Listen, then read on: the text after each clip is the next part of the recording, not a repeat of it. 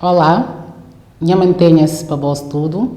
O meu nome é Racinela Silva, sou técnica da ação Yanda Guiné Junto e estarei nos próximos minutos a apresentar a sessão de esclarecimentos relativa ao convite para pedido de subvenção ao funcionamento, destinado aos coletivos de cidadãos organizados de longo percurso e experiência consolidada.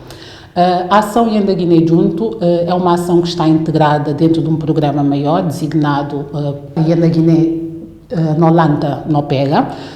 Este é um programa financiado pela União Europeia e que tem estado a ser monitorizado por uma unidade de coordenação.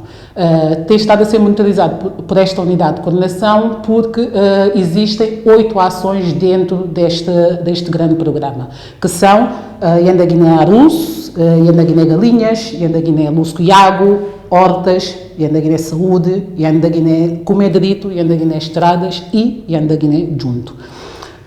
Esta ação Yanda Guiné Junto tem uma duração de 5 anos, temos já iniciado desde 2019 e terá o seu fim em 2023. Está a ser implementada pelo Instituto Marquês de Valflor, vulgo IMVF, e tem como principais beneficiários os coletivos de cidadãos organizados. Qual é a lógica de intervenção? Em primeiro lugar, o objetivo do programa Yanda Guiné Nolanta Nopega é uma população mais resiliente, sendo que o objetivo geral da ação Yanda Guiné Junto é cidadãos da Guiné-Bissau protagonistas na resolução de problemas coletivos, tendo como um objetivo específico reforçar a participação e atuação de coletivos de cidadãos organizados para a resolução dos seus problemas. Perguntar-se-ão então quem são estes CCOs ou estes coletivos de cidadãos organizados que tenho estado a mencionar desde o início. Entende-se por coletivos de cidadãos organizados os intervenientes não estatais nas suas diferentes manifestações, sem fins lucrativos, que funcionam de forma independente e responsabilizável e que podem ou não ser detentores de personalidade jurídica. Há aqui 2 aspectos que gostaria de esmiuçar. Um é, quando se diz nas suas diferentes manifestações, significa que as inúmeras tipologias de coletivos são admitidos neste conceito. Portanto, desde ONGs, associações de várias ordens, federações, até aos grupos de manualidade ou bancadas. O segundo aspecto a esmiuçar é a personalidade jurídica. Tal significa que os CCOs podem ou não ser legalizados. Este convite está, então, como já referi, destinado aos CCOs de longo percurso e experiência consolidada. Após esta breve introdução, passaremos a focar-nos mais especificamente nos apoios aos coletivos de cidadãos organizados, portanto, dentro da ação Yanda Guiné Junto. Estes apoios aos coletivos de cidadãos organizados serão implementados no quadro do Gabinete de Apoio Permanente, que é uma estrutura existente na ação Yanda Guiné Junto, a que vulgarmente chamamos de GAP, e serão apoios para os quais vou explicar então como vão proceder e quais são as orientações para ter acesso a estes apoios.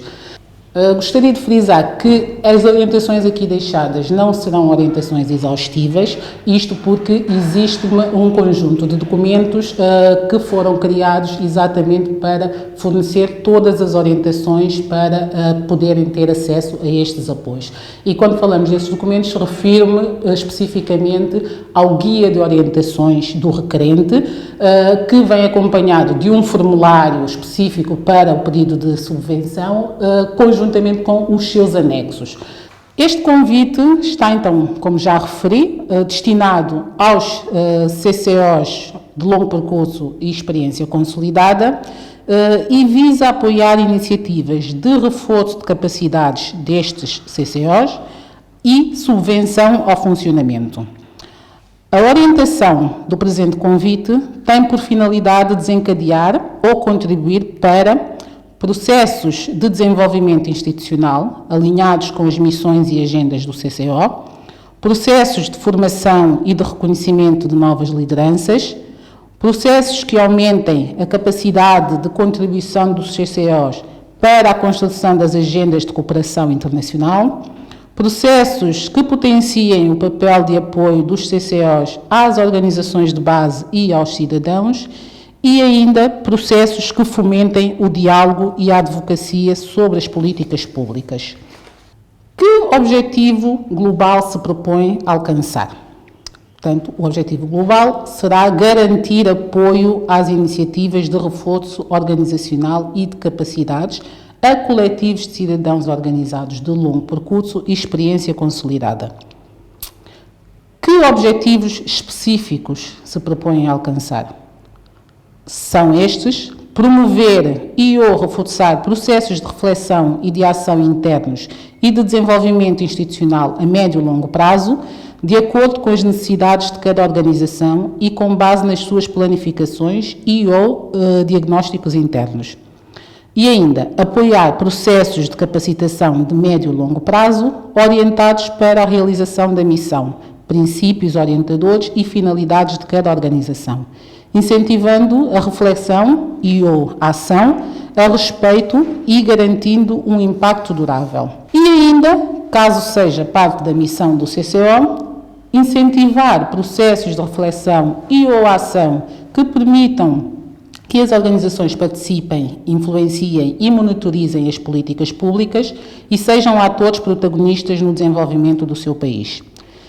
Ou potenciar e apoiar iniciativas que fomentem a criação e ou manutenção de parcerias de longo prazo entre os CCOs de longo percurso e experiência consolidada e os CCOs de base. Vejamos agora quais são os requisitos necessários para ser um CCO elegível para o presente convite.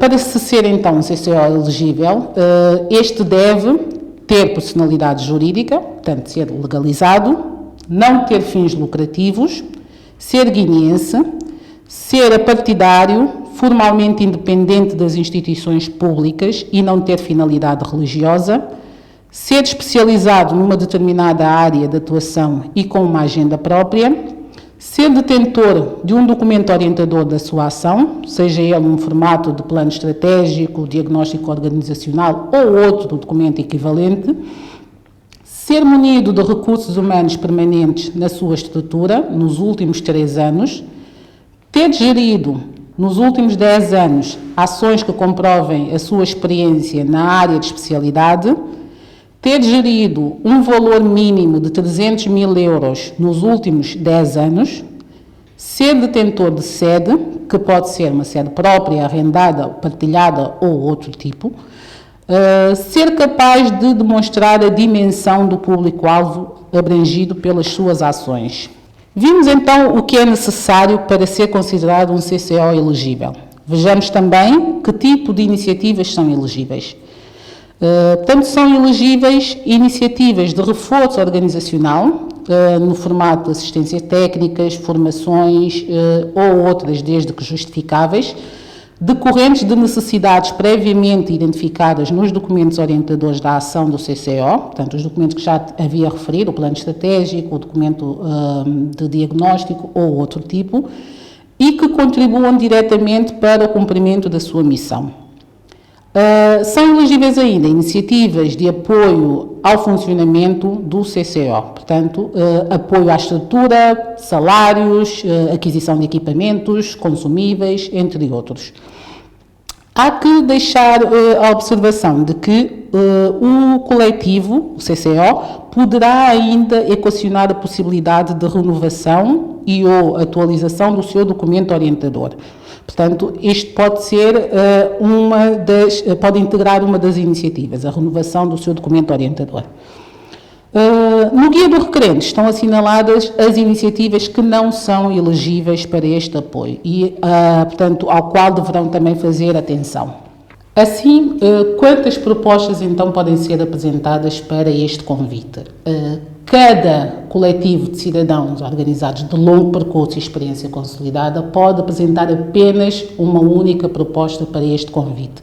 e será concedido também apenas um único apoio para as propostas selecionadas. Estas iniciativas não poderão ser inferiores a 24 meses, nem exceder 32 meses. Deverão ser iniciativas a serem realizadas na Guiné-Bissau e cujo valor da subvenção não poderá ser superior a 51.164.646 francos CFAs, o equivalente a 78.000 euros. A subvenção pode financiar até 95% dos custos da iniciativa proposta.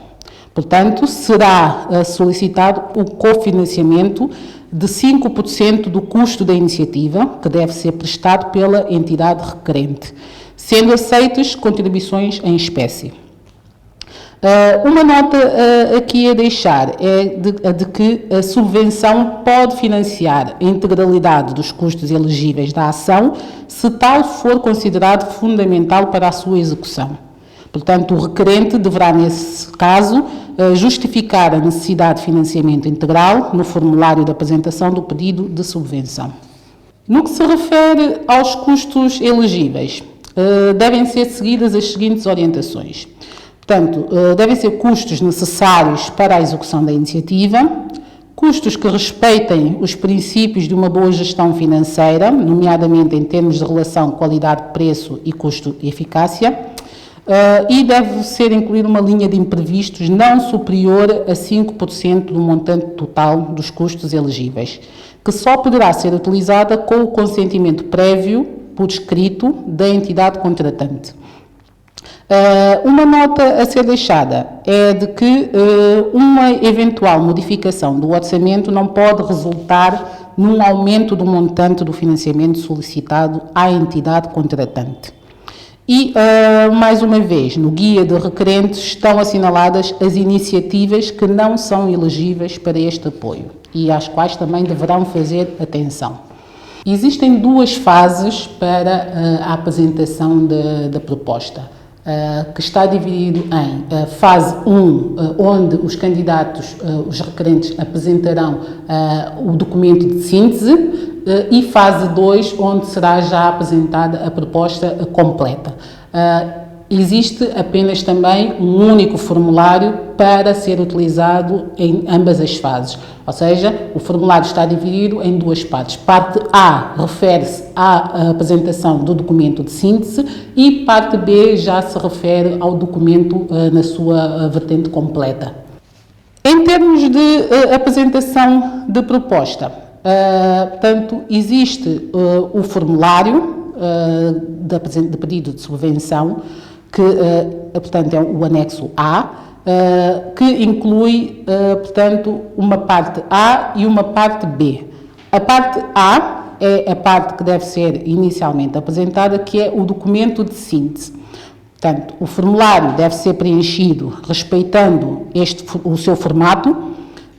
Não serão aceitos formulários de candidatura manuscritos. A candidatura deve ser redigida em português. Qualquer erro em relação aos pontos enumerados na lista de verificação ou importante incoerência na candidatura pode implicar a rejeição imediata da proposta. Só serão solicitados esclarecimentos caso as informações fornecidas não sejam claras e, desse modo, impeçam uma avaliação objetiva pela entidade contratante.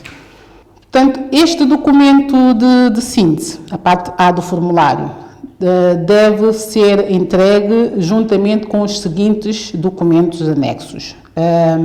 Uma certidão de escritura no cartório notarial da Guiné-Bissau, documentos orientadores da ação do CCO, portanto o plano estratégico, o diagnóstico organizacional ou outro documento equivalente que demonstre a orientação da ação do CCO, a ficha de identificação jurídica preenchida, que é um dos anexos que está também disponibilizado, portanto anexo B, e ter o registro PADOR atualizado. Fase 2. Fase 2 refere-se à apresentação da proposta completa. A parte B. Os requerentes pré-selecionados para esta fase, no máximo 10 indicativamente, serão informados através de uma comunicação acerca do resultado da primeira avaliação. E, portanto, estes requerentes pré-selecionados deverão completar a candidatura preenchendo a parte B do formulário, o anexo A. O formulário inclui uma minuta do documento que deve ser preenchida respeitando o seu formato. E não serão aceitos formulários de candidatura manuscritos. A candidatura deve ser redigida em português. Só serão solicitados esclarecimentos caso as informações fornecidas não sejam claras e, desse modo, impeçam uma avaliação objetiva pela entidade contratante, tal como já havíamos referido na fase de apresentação do documento de síntese. Juntamente com o formulário de candidatura, portanto, anexo A, devem ser entregues os seguintes documentos: o quadro lógico, anexo C, proposta de orçamento, anexo D, e ficha de identificação financeira, anexo E. Para onde devem então enviar as candidaturas? Na fase 1, a apresentação do documento de síntese, as candidaturas compostas pelo formulário e os seus documentos anexos devem ser enviadas por e-mail para candidaturas.junto@gb.imvf.org. Cada elemento da candidatura, portanto, formulários e seus anexos, deve ser apresentado separadamente num ficheiro eletrónico único. A lista de verificação e a declaração do candidato devem ser enviados num ficheiro também à parte. Caso, por motivo excepcional, não seja possível enviar a candidatura por e-mail, esta pode ser entregue na morada abaixo indicada, contra a entrega de um recibo. Portanto, vai ser enviada para a Rua 10, Severino Gomes de Pina, antigo prédio da Função Pública, em Bissau. Após ser entregue, deve ser enviado também um e-mail para candidaturas.junto@gb.imvf.org para sinalizar a entrega. Portanto, esta exceção é para caso, por exemplo, a rede de internet naquele momento não permita anexar todos os documentos e, portanto, o documento não consegue ir por via eletrónica. Então, nesse caso, entregam num envelope fechado, nesta morada que já aqui enunciei, e enviam apenas um e-mail a sinalizar que foi entregue no dia tal a candidatura do requerente tal. Para onde se pode então enviar a candidatura completa? A candidatura completa deve ser enviada para os mesmos endereços já enunciados quando da apresentação da candidatura do documento de síntese. A data limite para a apresentação da candidatura completa será comunicada aos requerentes que foram pré-selecionados para esta fase. Para onde enviar os pedidos de esclarecimento? Tanto para a fase 1 como para a fase 2, os pedidos de esclarecimento podem ser enviados por correio eletrónico até 11 dias antes da data limite de recepção das propostas, para aquele mesmo endereço eletrónico: candidaturas.junto@gb.imvf.org. Semanalmente serão dadas respostas públicas a todos os pedidos de esclarecimento em formato de lista de perguntas e respostas, até 5 dias antes da data limite de recepção das candidaturas. Há que deixar aqui a nota de que, tendo em vista o tratamento equitativo de todos os requerentes, a entidade contratante não pode dar um parecer prévio sobre a elegibilidade de um candidato ou de uma ação. Como será feita, então, a avaliação das propostas? Na etapa 1, portanto, a sessão de abertura e verificação da conformidade administrativa, serão avaliados os seguintes aspectos. Será avaliado se o prazo foi respeitado e, se o prazo não tiver sido respeitado, a candidatura será automaticamente excluída. Será avaliado também se a candidatura está em conformidade com todos os critérios mencionados na lista de verificação e, caso as informações solicitadas não tenham sido facultadas ou estejam incorretas, o documento de síntese pode ser rejeitado exclusivamente nessa base. Portanto, o prazo que decorre entre a sessão de abertura e o envio do referido aviso dependerá do número de propostas recebidas. O que será então objeto de avaliação? a elegibilidade do requerente, que irá determinar a passagem ou não à avaliação de elegibilidade da iniciativa no documento de síntese. A declaração do requerente será examinada por referência aos documentos comprovativos fornecidos pelo candidato. A não apresentação de qualquer dos documentos exigidos ou a eventual discrepância entre a declaração do requerente e os documentos comprovativos fornecidos poderão constituir uma base única de exclusão da proposta. O que será então avaliado concretamente no documento de síntese? O que será avaliado concretamente no documento de síntese, após avaliar-se a elegibilidade da iniciativa, será também avaliado a coerência da ideia de projeto face ao cumprimento da agenda ou da missão do CCO. Será avaliado a coerência da ideia de projeto face à capacidade demonstrada de monitoria e advocacia de políticas públicas. Será ainda avaliado a coerência da ideia de projeto face à criação ou manutenção de parcerias de longo prazo com os CCOs de base. Ao documento de síntese será atribuído um total máximo de 50 pontos, de acordo com a grelha de avaliação que irei apresentar de seguida. Só as candidaturas que tenham sido selecionadas nesta primeira fase serão sujeitas à fase de avaliação da candidatura completa. Uma observação a ser deixada é de que a grelha apresentada seguidamente apenas menciona os critérios. A descrição dos subcritérios que apoiam o preenchimento do formulário está disponível no guia de requerente. Portanto, a grelha de avaliação para a avaliação do documento de síntese tem os seguintes critérios. 1. A elegibilidade do requerente e, caso algum dos subcritérios incluídos neste critério não sejam comprovados, a candidatura será automaticamente excluída. 2. A elegibilidade da iniciativa, que aplica-se a mesma regra que a primeira. Caso este critério também não seja comprovado, a candidatura será automaticamente excluída. 3. A coerência da ideia de projeto face ao cumprimento da agenda ou missão, a que vai ser atribuída uma pontuação máxima de 20. 4. Coerência da ideia de projeto face à capacidade demonstrada de monitoria e advocacia de políticas públicas, a que se atribuirá uma pontuação máxima de 10. 5. Coerência da ideia de projeto face à criação, manutenção de parcerias de longo prazo entre os CCOs de longo percurso e experiência consolidada e os CCOs de base, a que se atribuirá uma pontuação máxima de 5. E, por último, a pertinência, com uma pontuação máxima de 15, o que totaliza uma pontuação global de 50.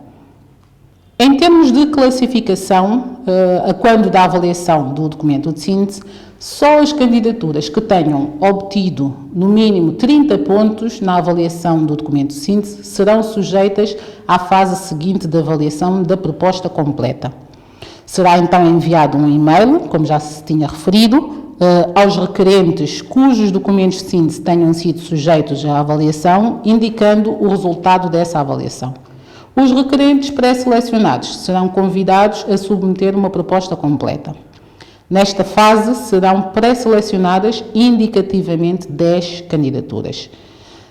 Nota: a pontuação obtida nesta primeira avaliação para os candidatos pré-selecionados para a etapa de avaliação da candidatura completa equivale a 40% da avaliação total. No que se refere à seguinte etapa, já na avaliação da proposta completa, os CCOs pré-selecionados serão informados do prazo para apresentarem a sua candidatura completa e o que será então avaliado? Será avaliado o orçamento proposto, será avaliado o cronograma, o quadro lógico e a capacidade do requerente.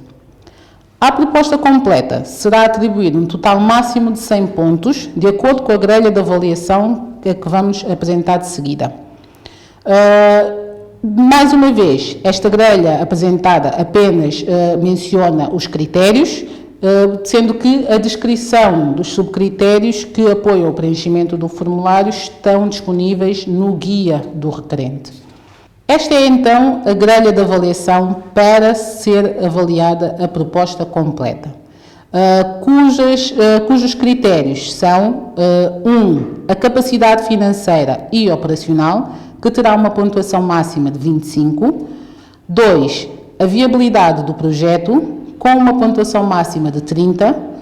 3. A eficácia e eficiência do projeto, com uma pontuação máxima de 25.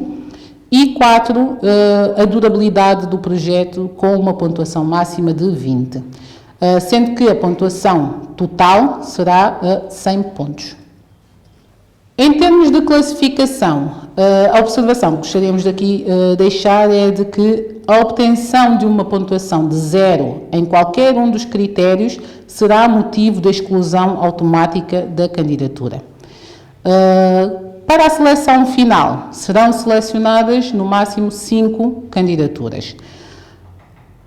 E deixar então também a informação de que a pontuação obtida nesta segunda etapa equivale a 60% da avaliação total. Este slide vem destacar as razões para a não atribuição da subvenção, essencialmente. Mas ainda no que se refere à notificação da decisão, esta notificação será feita por escrito pela entidade contratante para cada um dos CCOs requerentes.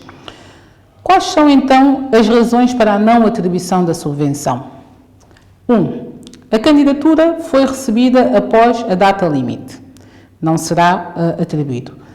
A candidatura está incompleta ou não é conforme às prescrições administrativas fixadas. O candidato não é elegível. A iniciativa não é elegível.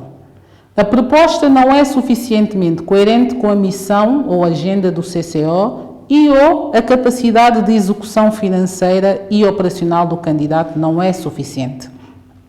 Outra proposta de natureza idêntica obteve uma pontuação mais elevada. Os documentos comprovativos exigidos não foram apresentados dentro do prazo limite para o efeito. Verificação de qualquer outro critério previsto nas presentes orientações, portanto, constantes no guia, que não tenha sido respeitado. Portanto, estas são então as razões que levam à não atribuição da subvenção. Uma observação aqui a deixar é de que a decisão de exclusão de uma candidatura ou de não atribuição de uma subvenção por parte da entidade contratante é definitiva. O que é então necessário para a operacionalização destes apoios em termos de calendário? Qual é o limite para a recepção do documento de síntese? Este limite para a recepção do documento de síntese é o dia 9 de junho de 2020. A comunicação dos resultados da verificação da conformidade, elegibilidade e avaliação do documento de síntese será feito no dia 30 de junho de 2020. O limite para pedidos de esclarecimentos é o dia 7 de julho de 2020.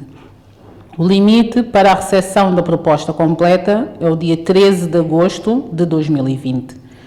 A comunicação dos resultados da avaliação da proposta completa será no dia 4 de setembro de 2020. O limite para pedidos de esclarecimentos será o dia 14 de setembro de 2020, sendo que a assinatura dos contratos está prevista para o dia 17 de setembro de 2020. Estas datas, há que frisar que são datas apenas indicativas, podendo vir a sofrer alterações. Frisamos ainda que as candidaturas para este apoio estão abertas a partir deste momento, portanto, a partir de hoje, dia 5 de maio, estão abertas as candidaturas para o pedido de subvenção ao funcionamento para os coletivos de cidadãos organizados de longo percurso e experiência consolidada. Apresentamos então a lista dos anexos que devem acompanhar portanto, a candidatura. Portanto, o anexo A, que refere-se ao formulário de candidatura à subvenção, vai em formato Word. Anexo B refere-se à ficha de identificação jurídica em formato de PDF editável. Anexo C, quadro lógico em formato Word. Anexo D, o orçamento em formato Excel. E por último, o anexo E, a ficha de identificação financeira, que vai igualmente em formato editável, PDF editável. Portanto, estas são as informações que vim aqui partilhar convosco, ressalvando sempre que estas informações não são exaustivas, portanto, não dispensam uma leitura atenta do guia de orientações, do formulário e dos anexos que vêm juntamente a estes documentos. Relembramos ainda também que todas as candidaturas devem ser, portanto, preenchidas no formulário que está em anexo, devidamente preenchido e com todos os documentos solicitados entregues.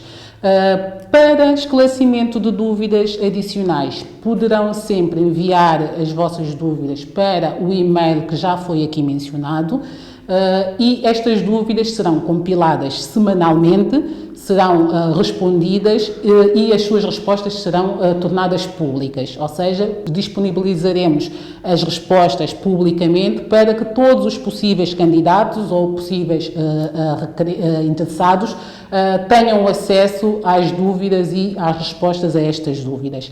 É tudo o que tenho para partilhar convosco. Muito obrigada pela vossa atenção. Nha mantenhas, nós está junto. No juntamão, com um pouquinho de edição.